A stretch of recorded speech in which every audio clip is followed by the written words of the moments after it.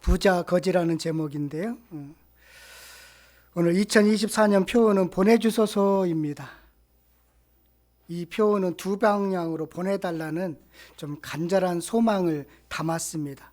우리 교회에 일꾼을 보내주셔서, 그리고 말씀으로 양육된 일꾼들을 직장에, 생업에, 가정에, 학교에, 열방에 보내주셔서, 올해 여러분들 보내신 곳에서 하나님의 은혜를 누리시기를 바라겠습니다. 꼭 이루어 주실 거예요. 우리 이제 그동안 잠시 멈추었던 예수님의 비유를 다시 좀 시작합니다. 조금 남았거든요. 예수님의 말씀은 참 쉬워요. 그런데 씹으면 씹을수록 좀 맛이 달라집니다. 예수님의 말씀을 맛보아 알아가는 즐거움이 참 가득한 것 같아요. 그 즐거움을 함께 나누는 시간 되었으면 좋겠습니다. 여러분, 말씀에 믿음을 실으셔야 돼요. 그 말씀에 믿음이 실려야 그 말씀을 맛보아 알 수 있습니다. 그런 은혜가 오늘도 가득하기를 바라겠습니다. 부자 거지인데, 부자들은 돈을 좋아하는 사람들이죠. 그래서 그런지 다 부자 되기를 원해서요, 여기저기서 돈 버는 노하우를 참 많이 알려줍니다. 주식의 노하우, 장사의 노하우, 투자의 노하우 많이 알려줘요.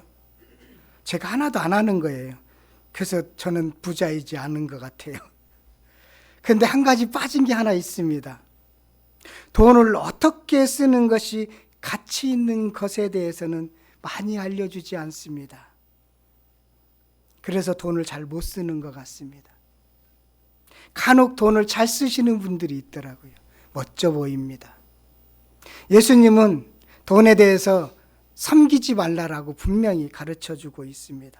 재물을 섬기지 말라. 예수님이 하나님과 재물을 둘 다 섬길 수 없다고 하니까 바리새인들이 비웃었습니다. 어쩌면 세상 사람들이 비웃는 거와 비슷한 거죠. 오늘 말씀 앞에 보면 13절에 보면 그렇게 말씀하고 있어요. 하나님과 재물을 둘 다 섬길 수 없다라고 하니까 14절에 바리새인들이 비웃었다. 그들은 참 돈을 좋아하는 사람이다. 그러니까 바리새인들의 직접적인 비웃음이 여러분 그동안 많이 들어왔던 거지와 나사로의 부자와 나사로의 비유의 직접적인 원인 이유입니다. 이것이 이유예요. 바리새인들의 비웃음이요. 그래서 부자와 거지 나사로의 비유의 배경은 사실 15절에서부터 18절까지의 말씀입니다. 어쩌면 옳지 못한 청지기의 비유와도 연결되어 있습니다. 그러니까 15절에서 18절 말씀을 정확히 이해할 때 부자와 나사로의 비유를 그 의미를 깨달을 수가 있는 것이죠. 연결하셔야 됩니다. 어떤 의미냐면 인간의 악함이 이 돈과 관련되어 있어서 마찬가지라는 것입니다. 부는 하나님의 축복도 아니고 경건의 결과물도 아닙니다. 가난은 하나님의 저주도 아니고 하나님이 벌로 주는 것도 아닙니다. 성경은 가난은 참 선해라고 하지도 않았고요. 부는 악하다라고 나누지도 않았습니다. 그러나 바리새인들은 부를 선과 악으로 나누었습니다. 세상 사람들은 부를 선과 악으로 나누었습니다. 바리새인들은 하나님의 축복과 저주로 나누었던 것이지요. 오늘 비유는 돈에 대한 잘못된 성경 해석, 돈과 관계가 전혀 없는 구원이 무엇인가에 대해서 말씀하고 싶어서, 가르쳐주고 싶어서 하신 비유가 바로 부자와 나사로의 비유입니다. 바리새인들은 예수님의 가르침에 왜 비웃었을까요? 비웃을 만한 충분한 이유가 있으니까 비웃었겠지요. 바리새인들은 하나님과 재물을 둘 다 섬길 수 있다는 확신을 갖고 있었습니다. 그것을 신학적으로 그들은 아주 강하게 신념적으로 가지고 있었던 것이죠. 예를 들어서 신명기 28장 1절부터 6절까지 부와 신앙의 관계를 말씀하고 있는 내용인데요. 이것을 자기들이 지금 적용하고 있는 말씀입니다. 한번 찾아가서 볼까요? 신명기 28장 1절부터 6절까지의 말씀입니다. 구약 성경에 있습니다. 신명기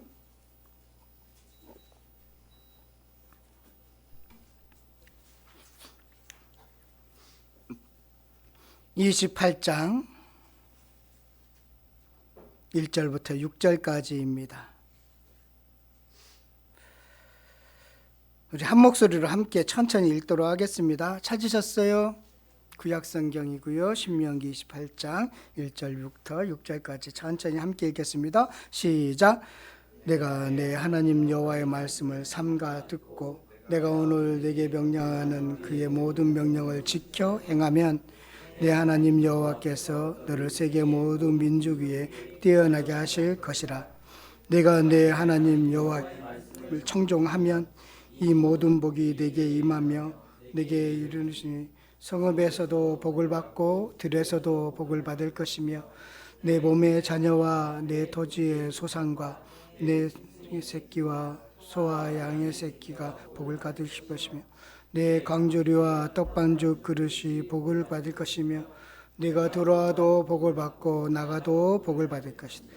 부자가 된다는 뜻이죠. 뭐 하면? 하나님의 말씀을 듣고 행하면, 그 말씀을 청종하면, 그렇다는 거예요. 그래서 부가 하나님의 말씀을 잘 듣는 결과로, 하나님의 말씀을 청종한 결과로, 하나님의 말씀을 행한 결과로 그렇게 본다는 것입니다. 틀린 건 아니죠. 맞아요. 또 시편 1편부터 3절 마찬가지로 그렇게 적용을 하고 있는, 예를 들어서 몇 가지 말씀을 보는 건데요. 복 있는 사람은 악인의 꾀를 따르지 아니하며 죄인들의 길에 서지 아니하며 오만한 자들의 자리에 앉지 아니하고 오직 여호와의 율법을 즐거워하고요 그의 율법을 주야로 묵상하는도다. 그는 신학가에 심은 나무가 철을 따라 열매를 맺으며 그 잎사귀가 마르지 아니한 같으니 그가 하는 모든 일이 다 형통하리로다. 여호와의 말씀을 즐거워하고 주야로 묵상하면 하는 일이 모두 형통한다. 이 밖에도 참 많이 있습니다. 부와 말씀과 말씀을 잘 지키고 경건하면 부가 따라온다는 말씀, 율법에 순종하면 복받고 부자가 된다는 것입니다. 바리새인들의 입장에서 이 부는 내가 율법에 순종했기 때문에, 율법을 잘 행했기 때문에 하나님이 복 주신다는 확신 가운데 있었습니다. 반대로 가나안은 말씀에 순종하지 않은 결과로 하나님의 벌 주신 것으로 해석했던 것입니다. 그래서 철저한 신앙인이라면 당연히 돈을 좋아하는 것은 마땅하다는 것이지요. 그런 신학적인 그 어떤 확신을 갖고 있었던 것이지요. 율법이 부에 대한 신념을 강하게, 말씀이 강하게 해주기 때문입니다.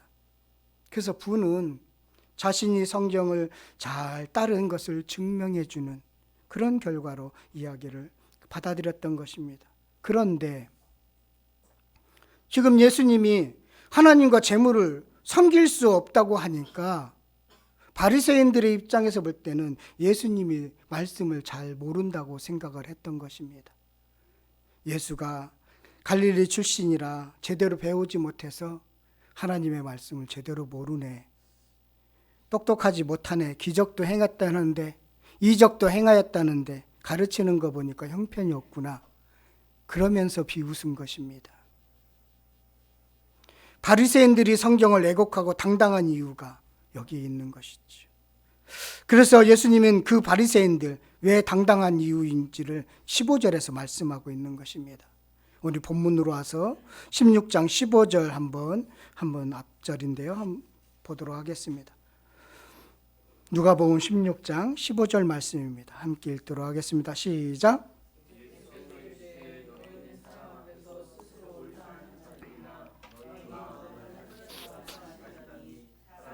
높을 받는 그것은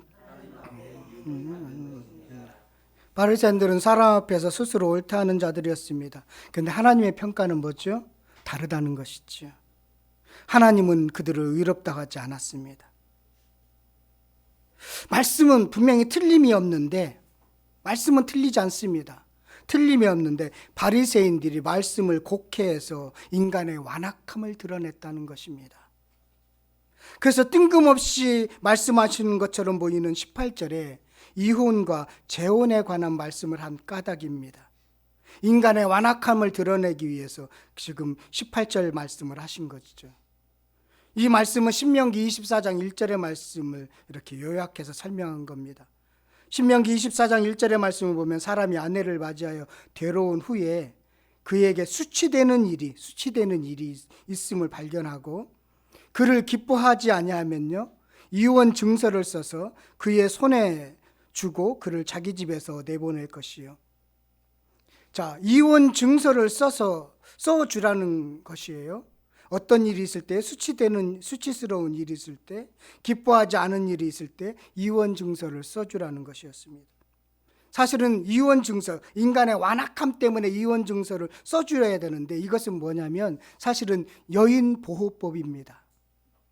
먹고 살 수 있는 방도를 마련하기 위한 보호법이에요.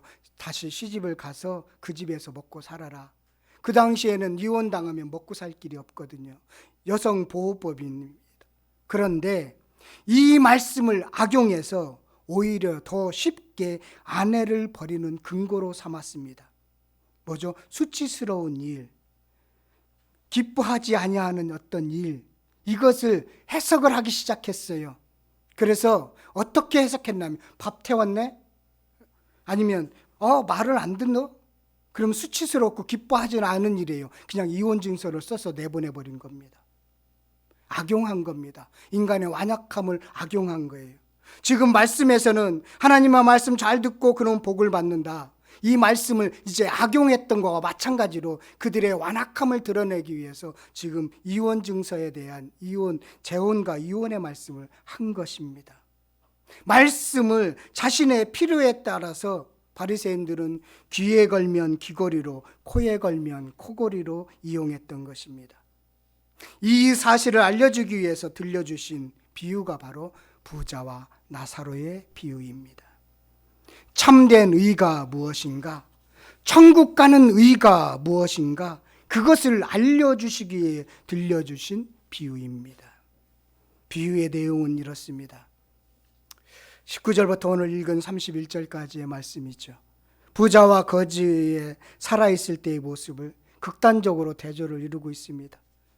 부자는 명품으로 치장하고 날마다 호화롭게 살아갔습니다. 여러분들이 알고 있는 명품의 이름 알고 있다면 그것은 더 이상 명품이 아니라며요.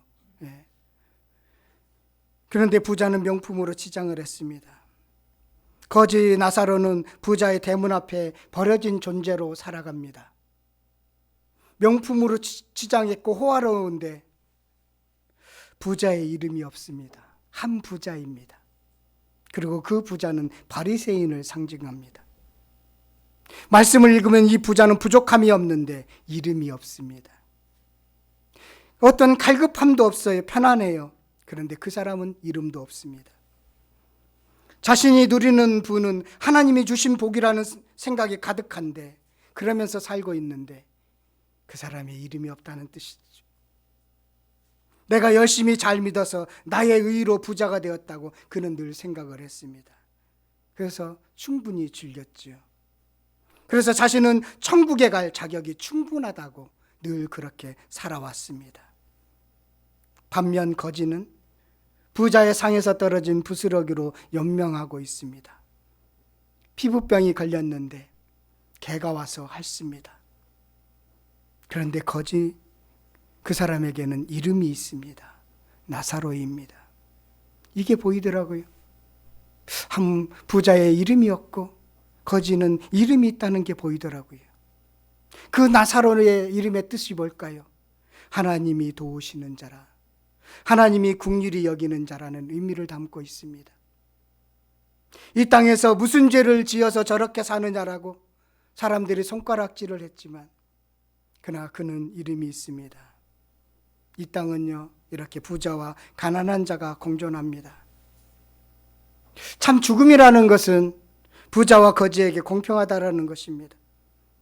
그리고 죽음 이후에 둘 사이가 역전이 일어납니다. 거지 나사로는 죽어서 천사들에게 받들려 아브라함의 품에 안깁니다. 낙원에 이르게 된 것이지요. 부자는 거창하게 장례식을 치렀나 봅니다. 장례식을 치러서 장사되었습니다. 그런데 거지 나사로는 어떻게 묻었는지도 그렇게 밝혀져 있지 않습니다. 그냥 누군가가 죽었기에 묻었겠지요. 그런데 멋진 장사, 화려한 장사를 치러서 부자니까 얼마나 장사를 호화롭게 했겠습니까? 그런데 죽어 음부에 가게 되었습니다. 음부에 간 부자, 아브라함을 알고 있을 뿐만 아니라 아브라함을요 아버지라고 부릅니다. 그만큼 신앙에 자신감을 갖고 있었습니다. 이 땅에서는 한 번도 고통이라는 걸 몰랐는데 지금 음부에 간 부자는 고통 중에 있습니다. 이 땅에서는 긍휼함을 한 번도 구하지 않았는데 그 음부에 가서는 긍휼히 여겨달라고 아브라함에게 간구합니다.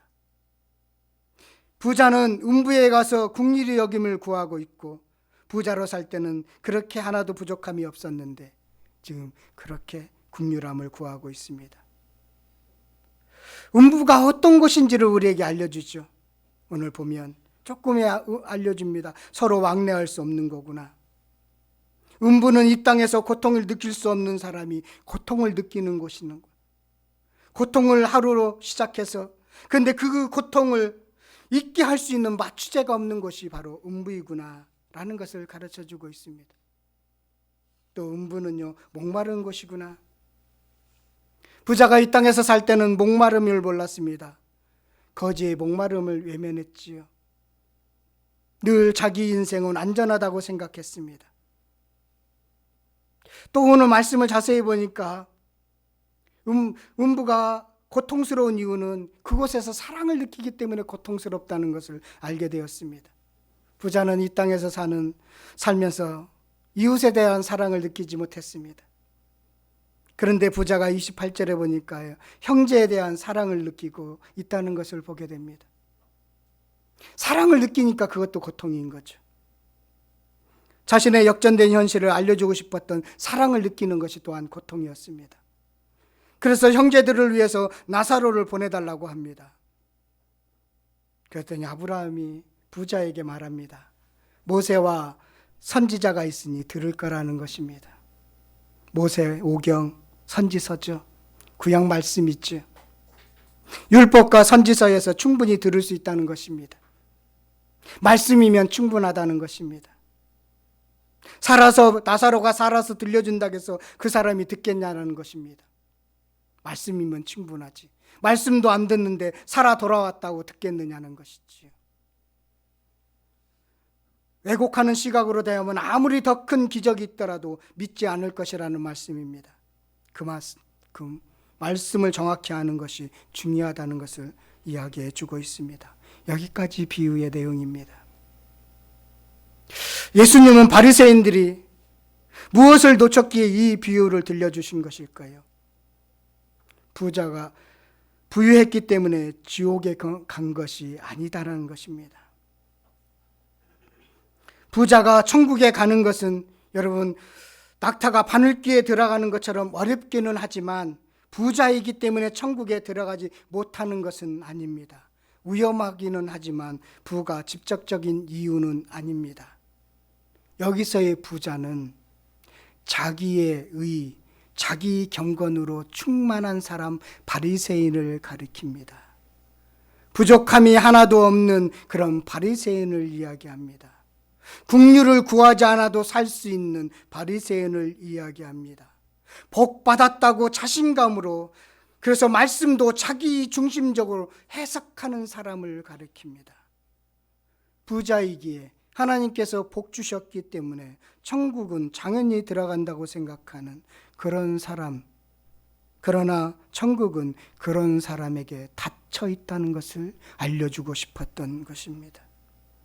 현실적으로 바리새인들은 참 구제를 많이 했습니다. 그러나 그들의 구제는 우월의식의 표현이었습니다. 나 이만큼 한다. 하나님이 복 주셔서 나 이만큼 더 드린다. 경건의 과시였습니다. 구제하면 더 큰 하나님의 복을 주시겠지라는 보상 심리의 작용이었습니다. 그런 사람에게는 천국 문이 닫혀 있다는 것을 가르쳐 주기 위해서입니다. 반대로 나사로는 하나님의 은혜만 고백하는 사람입니다. 이가 하나님을 어떻게 믿었는지 뭐 했는지 구체적인 내용은 없습니다. 근데 나사로의 입장에서 보세요. 늘 하느님의 긍휼함을 구하며 살았을 것입니다. 하나님의 긍휼함을 구하는 사람의 상징이 거지 나사로입니다. 하나님을 전적으로 의지하고 하나님만의 긍휼함만이 있어야만이 자기가 살 수 있다고 생각하는 사람, 그 사람이 나사로인데 그런 사람에게는 천국이 열려 있다라는 것입니다. 자신의 연약함을 철저히 경험한 사람에게는 천국이 열려 있다라는 것입니다. 여러분, 또 예수님은 바리새인들이 하나님과 재물을 동시에 섬길 수 없다고 하니까 비웃었죠. 그래서 이 비유를 들려주셨는지 재물을 섬기지 않고 어떻게 사용해야 하는지, 참 부자가 누구인지를 가르쳐주기 위해서 부자와 거지 나사로의 비유를 들려주셨습니다. 돈의 많고 적음이 아닙니다.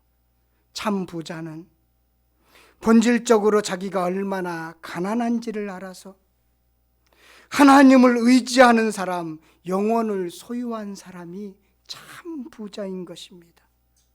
반대로 그러면 참 거지는 무엇일까요? 자기의로 충만한 사람, 영혼을 잃은 사람이 참 거지인 것입니다. 그래서 오늘 비유로 등장하는 한 부자는 부자이지만 진정한 정말로 더 이상 떨어질 수 없는 거지인 것이지요. 반대로 나사로는 개가 헐른 정말로 이 땅에서 가장 구걸하는 거지이지만 그는 참 부자라는 것입니다. 부는 대가가 아니라 하나님이 잘 사용하라고 맡긴 은사에 불과하다, 수단에 불과하다라는 것입니다. 부는 하나님이 내리는 벌이나 저주가 아니라는 것입니다. 더 큰 하나님의 긍휼과 영적인 유익을 위해 기회로 사용하도록 준 도구라는 것을 가르쳐주고 싶었던 것입니다. 그래서 하나님만 섬기고 재물은 도구로 삼아야 된다라는 것을 가르쳐주고 싶었던 것이지요. 이 진리를 깨닫지 못한 바리새인들은 비웃었던 것입니다. 저와 여러분, 하나님만 섬기고 여러분 부자 많이 되시기를 바라겠습니다. 부자가 되어서 참 거지로 사십시오. 하나님을 의지하는 참 거지, 하나님의 긍휼을 구하는 참 거지로 사십시오. 2024년에는 여러분 다 부자 되기를 바라겠습니다. 꼭 되십시오. 옛날에 그런 거 있죠. 꼭 부자 되세요. 뭐 그런 거 있었죠. 꼭 부자 되십시오. 그리고 거지로 사십시오. 그래서 오늘 적용을 이렇게 적용했으면 좋겠습니다. 나사로로 삽시다. 한번 따라해 봅시다. 시작. 나사로로 삽시다. 예. 나사로라는 이름의 뜻은요, 하나님이 도우시다, 하나님이 긍휼히 여기는 자다. 2024년 나사로처럼 살기를 바랍니다. 하나님만 의지하면서 사세요. 자기의 내세울 필요 없습니다. 자기 경건 내세울 필요 없는 것입니다. 하나님의 나라는 하나님의 긍휼함을 입어야 합니다. 그런 노래, 노래 있잖아요. 어린이 노래. 돈으로도 힘으로도 못 가요. 예. 하나님의 긍휼하심을 입은 나사로에게 하나님 나라는 열려 있습니다. 저와 여러분 2024년 나사로로 살기를 간절히 축원드리겠습니다.